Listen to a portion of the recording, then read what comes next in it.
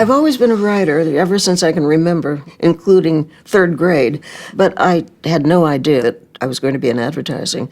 I can tell you I didn't even know what advertising was.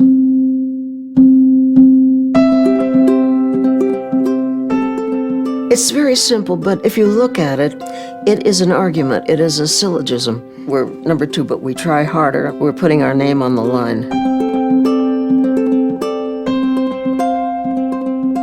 We can't afford to give you a dirty car. We can't afford to give you windshield wipers that don't wipe. We can't afford to give you dirty ashtrays. We presented a company that was willing to work for you. It was sort of like tacking up the manifesto on the door. And the one thing I'm sure we did is kind of write a manual for the whole rent-a-car business. I think we hit a chord.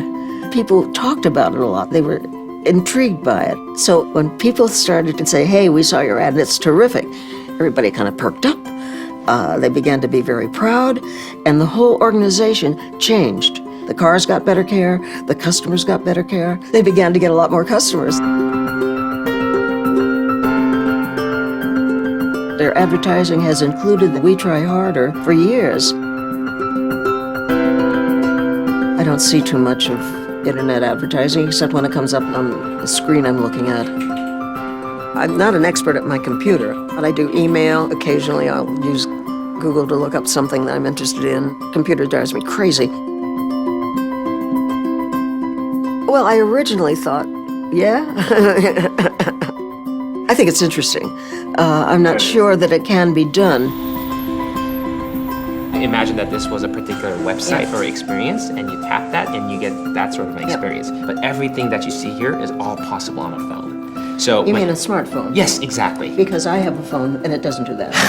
It just makes phone calls. You know, she may not understand, how a banner ad works or how, iPads flip around and what gyroscopes are.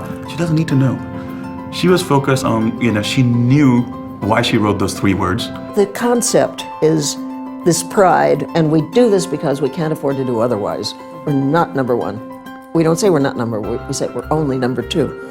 She kept bringing us back to trying harder, not being just a tagline by a 3-word manifesto. I was concerned that technology would rule rather than the idea, because I think they can get swept away by all of this newness, like little toys to play with. But that's really not the point. That's not the point of advertising. The idea is primary. Are we doing this as a banner leading into a website? Everything that we are talking about will always be contained in this banner. Videos or maps or a guy standing there talking to me live or... I tried to guide them. I made them remember why they were doing it and how they could not go away from the theme. You guys got enough stuff to go? Oh yeah. God, yeah. Squeeze your heads? Yeah, for sure. Where are the martinis? Oh, how the business has changed. It's a lively bunch. I was impressed with how enthusiastic they were. It was a big job they were taking on. Made me think again.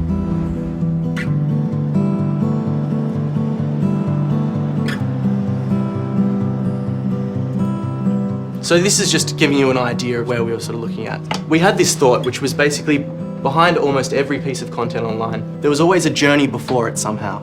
So what if Avis's team of employees was what made some of the web's most popular content possible? Obviously, we can go with actors, we could go with comedians, personalities was a big one. But then there's We also... were thinking about the young new consumer, not necessarily the regular traveler, or something more hip. You're a little bit a leap of faith. Yeah. That,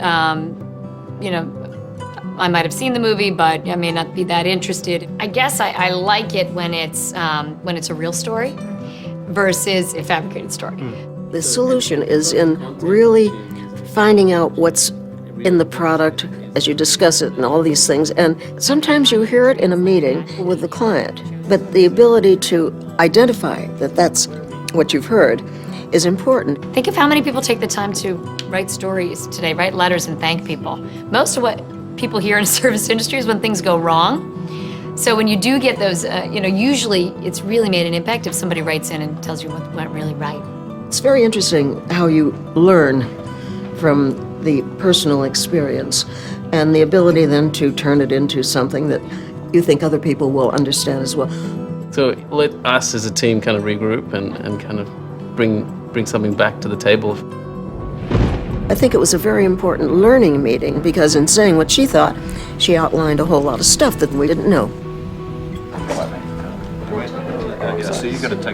I almost wore my jeans. Why didn't I? Everybody else did. I just think it was proper. Hi, nice to see you again. How are you? Good. We really took what you said last time on board, and I think we've come up with some really good, strong directions. So our idea was, can we capture authentic customer experiences by inspiring people to turn their written testimonials into personalised visual stories? The plan would be that with a team of illustrators, we can actually turn people's letters into these small animated films. Our plan is to develop thousands of these individual frames that are going to turn these letters into something that could be actually really quite touching. So a customer did just write a letter normally in plain English, and then we would sort of, with the algorithm, parse it through and figure out which of these 1,000 frames make sense and stitch the video on the fly. And the output is a 30-second video, which lives in that banner, and then you can do all social things with it, right? Well, it's a crowdsourced campaign. Yeah. That's exactly right. But But it's it's a framework that keeps it true to the brand. What distinguishes you, besides your service, is your attitude, which appears in your ads. And I think this new idea of using the technology is another kind of advertising that sets you apart.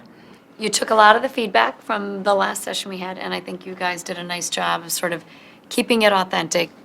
But I like the idea of this opportunity for people to kind of create their own. I do think about how wide and vast all the possible screens have to be to make that kind of come together in a way that would be cool and interactive. But I like the concept. This number's just for the illustrations. So for voiceover, these will actually be more, because we'll take the scenarios, which are about 45 scenarios, and some of them have multiple endings. So those come out to even more. So really this number is going to be bigger when we figure this thing all out.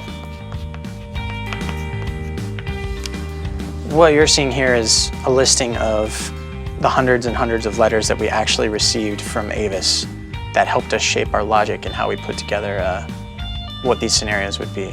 They're all encapsulated in this one huge spreadsheet. That's just absolutely mammoth. And then we say, okay, sometimes you can have results that overlap beside it nicely. Yeah, but that's it. It's a bit like that feeling where you're going up to the beginning of a roller coaster. It's like, you have no idea how high you're actually going to go up. We don't really know the full extent of what we have to create yet, but we know it's a lot. We'll just end up going, ah! If you look at like the oranges, those are kind of general introductions to all of these pieces wherein we give the Avis tone of voice. The red pieces are introductions of people's names. Bright blue is introductions to the locations. Avis has locations in 981 US cities. We account for all of them. There's a lakeside, some mountains with ominous black clouds, suburbia, nice white clouds, and this is going to be the countryside. We're trying to target a 10-second or less render for a 30-second video, so this FPS needs to be up to 75. So that's 750 frames in 6 seconds. Everything will move and stuff, but like imagine this if these light up and, you know, here he can like play with his button. I understand. we have some animation. That's what I was going to say, should we pull up the motion test? Yeah. Here we go. Avis pays close attention to every customer note it receives from around the globe. We have to. It's for our own good. Like this one from Rachel. During a visit to an Avis branch, if we don't return a lost item, we could lose the customer. After all, Avis needs you. You don't need Avis. And that's why we try harder. Well, you know, it's it's something else, isn't it? This is really interesting because it is on the cutting edge. It's terrific.